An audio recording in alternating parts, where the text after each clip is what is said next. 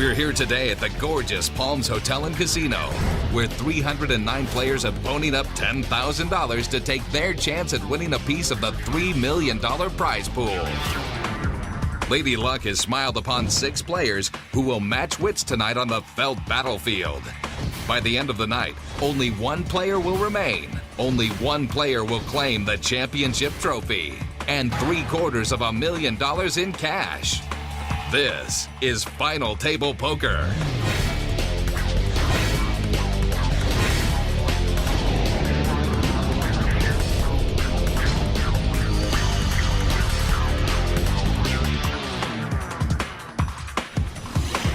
Hi, I'm Stewart Gordon. Winning the World Poker Tour event at Bay 101 was one of the most exciting days of my life. All my hard work and study had finally paid off. Have you ever watched a televised poker tournament and wondered what the players at the table were thinking? Why'd they raise? Why'd they go all in? Why'd they call? Why'd they fold? If so, I think this is going to be the absolute perfect video for you. In this first Expert Insight presentation, you're going to listen in on my thought process as I play at a final table very similar to Bay 101. You're going to experience the excitement and pressure of playing at a final table under the lights and on camera. Most importantly, you're going to learn how I make winning decisions at No Limit Texas Hold'em. I should note that the insights in this video assume that you already know the real basics of Texas Hold'em and poker. But if you need a little brushing up, I would suggest that you go to the Expert Insight website for a great explanation of the game. There's going to be a ton of information covered in this video, so I strongly recommend you find a comfortable playing zone before continuing. I'm going to be playing my A game, and I want you on yours as well. Now let's get out there. Welcome, everyone, and thanks for joining us. Now let's take a closer look at the 6 players who will be competing in tonight's event. Okay, when I sit down at the table, the first thing I do is begin to measure up my opponents. I consider things like their playing styles, their state of mind, the size of their chip stacks, and I use all that information to devise a plan for beating them. He's young, he's confident, and he's our chip leader in Seat 2 with $972,000. The young man calls himself Butch Dude, and he's primarily an internet player. Butch is part of the Cool Guy Crew. It's an exclusive poker club for the young and unemployed. This is Butch's 3rd live tournament, and he's prone to giving away some tells. He plays a loose, aggressive game and abuses the all-in bet. Butch's skills and experience aren't up to the level of his ego, though. He's described himself as the new poker superstar who will take the game to the next level. Starting in 2nd place in Seat 6 with $720,000 is Bruce Buffer. Now, most players think that Bruce is going to kill them. Literally. Bruce stays both mentally and physically fit as an active kickboxer. He's very aggressive and very intimidating. Bruce is part of the any 2 cards can win school, and he's almost impossible to read. His key weakness is that he bluffs far too much. So if I get a chance to trap him, I'm going to take it. Bruce told me during the last break that I'm overrated. Next up in Seat 4 is top professional and class act Harmony Jensen. She's currently in 3rd place with $579,000. Harmony is an awesome player in every respect. She really doesn't have any glaring weaknesses. My guess is that she's going to play a little bit tight and wait for some strong hands. She respects my game and considers me a tight, aggressive player, so I might be able to run a bluff against her. Then again, she might be able to run a bluff against me. Okay, in 4th place in Seat 3 with $538,000 is Phil Gordon. He's in need of some chips. At the end of play yesterday, I was a huge chip leader until I lost a big pot to Butch when he put a bad beat on me. I'm still feeling the burn. When I'm on tilt, I tend to play too many hands and play them too aggressively, so my current game plan is to play tight. Remember, the big money is in the top 3 spots. I'm going to let the aggressive players battle, and then I'm going to start gambling when we're down to 3. In 5th place, sitting in Seat 5 with $205,000, is the upcoming superstar of poker, KW. He's one of the best players in the world. He's mastered just about every single playing style in every game. My guess is that since he's low on chips, he'll be sitting back and waiting for premium hands. Since he's 2 seats behind me, I'm going to be in a good position to use my table image to steal his blinds. And finally, in Seat 1, our short stack with $76,000 is one of the game's most respected and feared competitors, Chris Jesus Ferguson. Now, Chris is one of the world's best poker players and also one of the nicest guys I know. He's the short stack of the table right now, but he's still got a lot of room to work. Chris and I talk poker all the time, so I know he knows my game well. To get the best of Chris, I'm going to have to mix up my normal game against him and give him some looks he hasn't seen from me before. It's a $1,000 ante to each player, 3 and 6 blinds, shuffle up and deal. I'm going to wait to look at my cards until it's my turn to act. This forces me to pay attention to my opponents, and it ensures that I don't give away any tells on my own hand. And we're underway here. Chris Ferguson is a short stack. He's on the button. Harmony's first. She passes now to KW.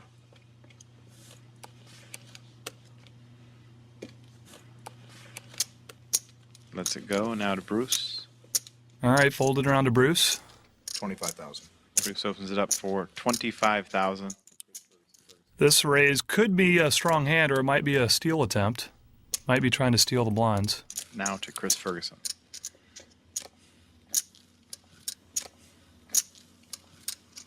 Passes. Now to Butch, our chip leader.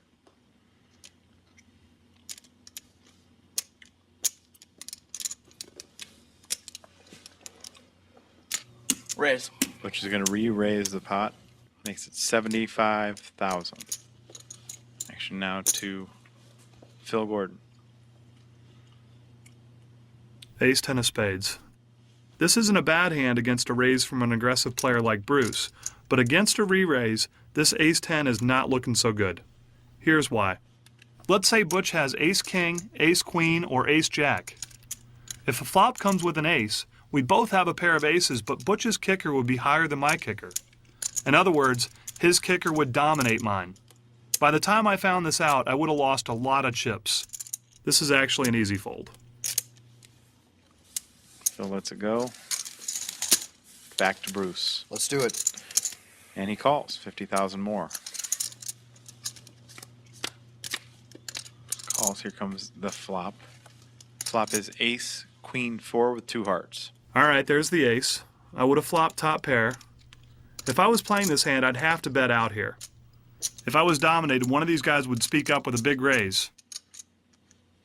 Check. Butch checks, stuff to Bruce.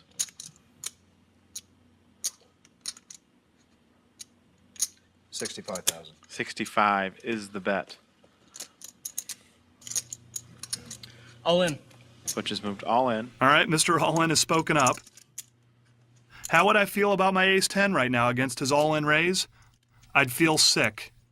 If I'd played this dominated hand and bet the flop, there's no way I could call here and risk being eliminated from the tournament with only the top pair and a weak kicker. So, instead, I'd have to fold, and I would have wasted nearly 25% of my chip stack on this hand. Fortunately, I avoided wasting my chips by folding this dominated hand before the flop. Take it. And lets it go. Which shows ace jack. Sir, I'll be more than glad to push it for you. Thank you all very right? much. There you go. Butch showing his cards here is a classic rookie blunder. I'm glad he did though, because now I know for sure my ace-10 was dominated by his ace-jack. Trust me, I know how tempting it is to play dominated hands like aces with medium kickers, or even hands like king-jack, queen-jack, or king-9. These hands are very seductive when you've been dealt 10 junk hands in a row and you're dying to get into a pot and play some poker. Don't be seduced. Sit on your palms if you have to. You see, the trouble with dominated hands is that when you win with them, you usually win only a small pot. But when you lose with them, you often get clobbered because top pair is so hard to get away from. That's why dominated hands are called trap hands. They trap you into losing a lot of chips. I really want you to avoid making the mistake that cost me a bundle when I was learning this game. I really want you to avoid domination. How? If you think your hand could be dominated, fold before the flop. Most of you already have an idea of what cards to play in different positions and table conditions, so I'm not going to go into detail here. For those who want to review, I've included an insert in your DVD package that can be used as a guide. Overall, it's important to remember that starting hand guides are just that, guides. Poker is a game of situations and cannot be played by the book. Blinds are still 3 and 6 with a $1,000 ante. Button now sits in front of Butch. Harmony with the big blind. KW first to act. It's up to KW. He passes.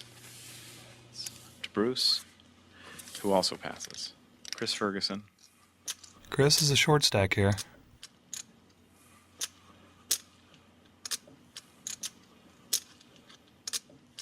Looks like he's going to play. Chris bets 20,000. Chris can't really afford to risk chips right now. His small raise makes me think he wants someone to call. How much you got? Butch has asked for a count here. There's 74,000 there, sir, 74,000 total. is what Chris has remaining. Raise. Butch's re-raise is enough to put Chris all in. If Chris was fishing for a call and holds a strong hand, Butch's re-raise is a dream come true. Now to Phil Gordon. All right, this hand looks pretty good, doesn't it? It's actually a very easy fold. When I consider Chris's small raise and Butch's re-raise, I gotta believe this pocket pair is no good. Here's an extremely important principle for you to understand. You need a better hand to call a raise with than you do to make a raise with. I'm going to repeat that again. You need a better hand to call a raise with than you do to make a raise with. Take this hand for example. If I were first to the pot, I'd raise with this pair of nines, but I wouldn't call a raise with them. Definitely not a re-raise. In fact, I wouldn't call Butch's re-raise without aces, kings, queens, or ace-king. This theory was introduced by David Skolansky and is called the gap concept. Very, very important. When it comes to playing small and medium pocket pairs, many players make the mistake of ignoring the gap concept. They fall in love with their pocket pair and they aren't able to do the right thing. Phil lets it go. Now to Harmony.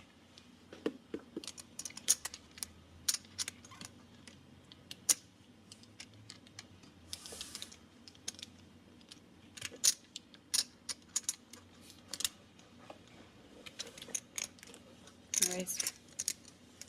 He's going to raise the pot here. Wow, a big raise from Harmony. Based on the gap concept, she's got to have a powerhouse hand to make this raise.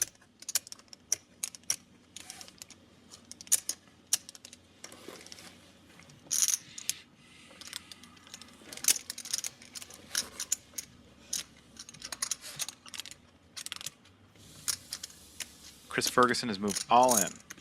This got serious. Action now back to Butch. 101,000 for him to call. All right, we got No a showdown call. here, eh? We're going to see these hands match up the odd stacks here.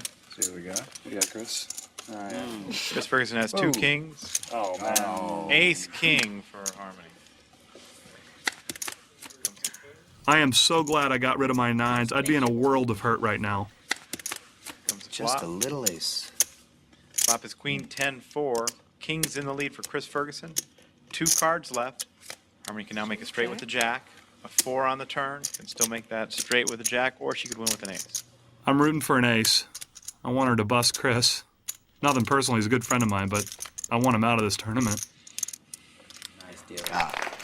Last card Nice is made. hand, Chris Chris. Ferguson triples up. You can't fault Harmony here. She got her ace-king heads up against Chris, thinking that at worst she was going to be a coin flip away from eliminating the best player at the table. I'm so glad I folded my nines, even though they looked pretty good at first sight. Don't fall in love with those good-looking medium pocket pairs. Follow the gap concept and you'll save yourself a lot of heartache. Well, here's the chip count. Chris Ferguson has just doubled up. That is not good. Look at Butch's stack. He's got almost a third of the chips in play. I'm going to need to get some of those chips for sure. Buttons with Mr. Gordon. Oh, Mr. Gordon now. About time I got some respect. Okay, I'm on the button. That means that I'm going to be last to act after the flop. Being last to act or having good position is a major advantage in No Limit Texas Hold'em.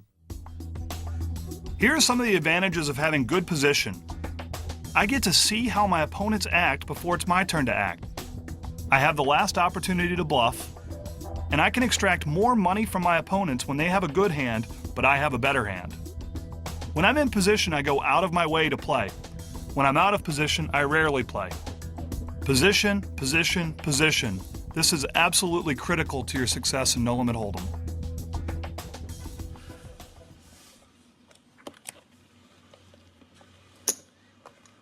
This is first, and he puts in 20,000. Short stack, Chris Ferguson lays it down. Called by Butch. The two most aggressive players have entered the pot, but neither of them have committed a lot of chips. Nice, another pocket pair. This time I'm going to play them. Do you see why this situation is different from the last hand when I folded my pair of nines? It's different because this time the raise is from a very aggressive player who will raise with just about anything. Bruce might not have a good hand.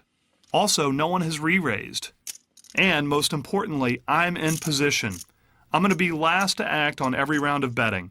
In the previous hand, I would have been first to act. Position makes a huge difference in what starting hands I'll play. Normally I'd re-raise here with a pocket pair. I think it's the best hand. But in this case, I'm just going to call. I don't want to spoil my chances of flopping a set in position. Phil also calls. Harmony lets it go. Back to KW in the big blind. He calls. 4 players in this pot before the flop. All right, we're going to get 4-way action here. First 3 cards 6. are Jack, 10, 5 with 2 spades. Ah, well, I didn't hit my 6. This flop is very dangerous, too. There are 2 overcards, a straight, and a flush draw. Yep, definitely getting a hair replacement. KW checks. Bruce checks it. Butch checks now to Phil. Wow, everyone checked to me? That seems a little bit sneaky, doesn't it? Normally I'd bet here, taking advantage of my position and my right to bluff last. But right now I'm thinking, when these 2 maniacs check into a dangerous flop, one of them must be up to no good. So I'm just going to check and take the free card. I'm hoping to make my set on the turn. And he checks. Turn card is an 8. Let's make it 50,000. KW makes it 50,000. KW definitely has a hand. Considering there's still 3 players left to act, and he's that low on chips, KW is not messing around.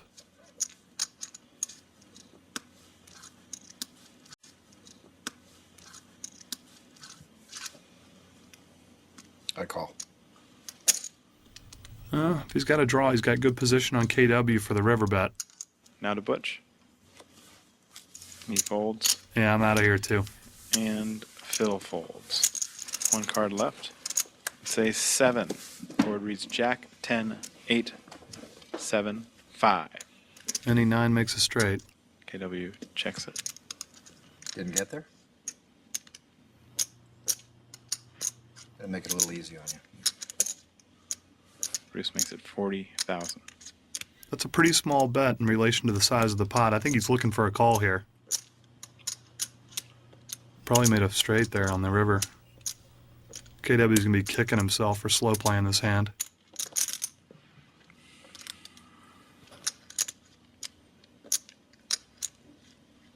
I call. KW calls it. Too bad. Straight.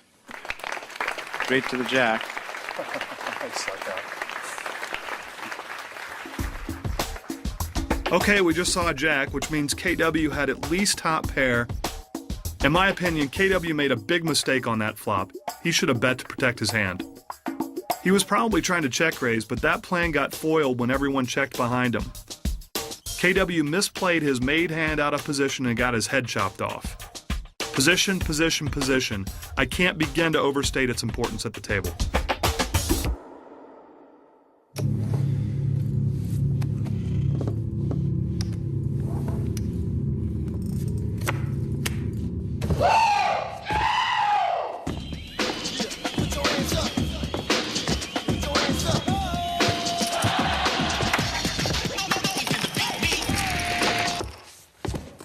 a guy gets up in your face like that, you got to tune him out. He's not thinking about the next hand. You should be. Learn from the pros at fulltiltpoker.com.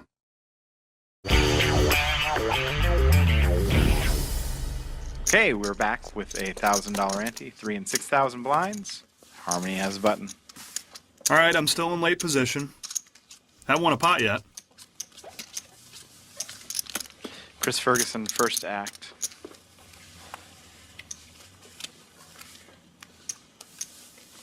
It's up to Butch. Man, he plays a lot of hands. Butch makes it 6,000. That's a call. All right, great hand, big slick. I'm going to raise with this strong hand here and try to get heads up in position against Butch. I want to get more money into the pot right now. Phil makes it 40,000. Call. And Harmony calls. Harmony, quick call there. I wonder what she's got. That does not make me very happy. My good position here just went out the window. That KW passes. And around to Bruce. Let's hope he doesn't play.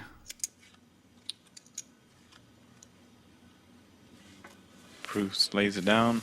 Back to Butch.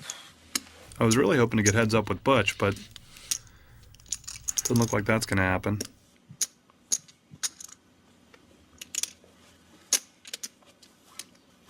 Who passes? No, not going to happen. Instead, I'm heads up with Harmony out of position. Great. Phil Gordon. All right, hoping for an ace or king. And a flop. 10, 7, 4. 3 different suits. Phil Gordon first. If I check here, Harmony's going to take advantage of her position and bet no matter what she has. After she bets, I'm not going to know if she actually has a hand or if she's bluffing. Because the flop's only 10 high and has 3 different suits, I'm not afraid to be aggressive. Very often in this spot, the first player to the pot wins. By making this play, I might win the pot right now. I'm going to reduce Harmony's power of position by making it more difficult for her to bluff. And if Harmony calls, I can still catch an ace or a king on the turn and hope to have the best hand. To win at poker, you've got to be aggressive, selectively aggressive. He leads out for 60,000. Harmony's a great player. She knows what I might be up to, but might is the key word here. Unless she's got a powerhouse hand, Harmony's not going to want to pay 60,000 to find out what I might be up to. That being said, I'm still hoping she folds. Harmony, please fold. Please. Harmony passes. She Phil Gordon folds. wins a pot. And I win my first pot of the final table. Fantastic. Being first to the pot is an effective way of applying selective aggression. When the flop came 10 high with 3 different suits, I selected this as an opportunity to be aggressive, and then I bet right into Harmony. I pick my spots carefully, but then I play forcefully.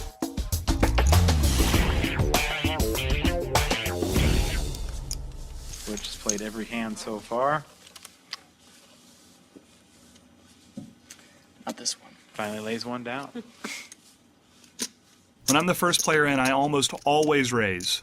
I'm going to raise for 5 reasons. I want to get more money in the pot when I have a good hand. I want to try to limit my competition. I want to try to take control of the betting. I want my opponents to define their hands more clearly. And I've got a chance with a raise to steal the blinds and antes.